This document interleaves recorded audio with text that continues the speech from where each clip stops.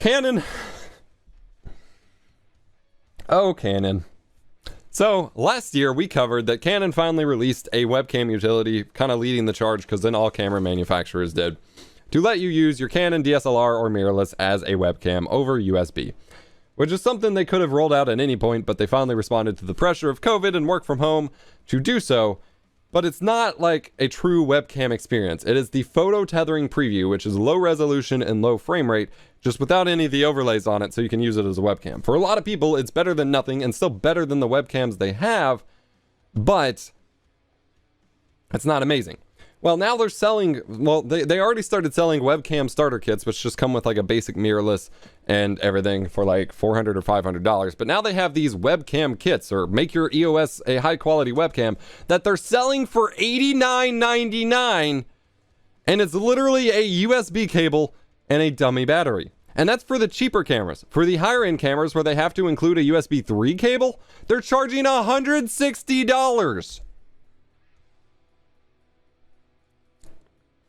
This box, right here, this box, you get this box of cardboard, a USB cable, and an AC cable.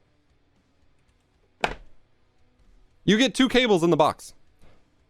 At most, you could spend like $35 on Amazon and get the same thing. USB cables themselves cost pennies, like to actually source. You probably already have them. Everyone, even the least tech-savvy people, usually have extra USB cables. And then the dummy battery, you pay $20 and get one off of Amazon if it's not already USB powered in the first place, like the newer cameras are, which makes it even more baffling that the more expensive cameras have a more expensive kit, because I thought the ESRP cameras could take power over USB anyway. What? What? And no, it's not a capture card. It's not a capture card because most of the older cameras don't really support it over capture card. It is an interface cable, which is a USB cable.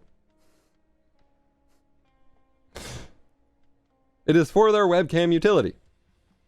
They could have included the $15 cant link and had better quality for the cameras that do support it, which is maybe that's what they're going for with the EOS RP set. I don't actually know what is in it. I don't think it's actually like available yet, but if the more expensive one comes with a capture card, that's not terrible. But $89.99 for a $20 dummy battery and a 5-cent micro USB cable.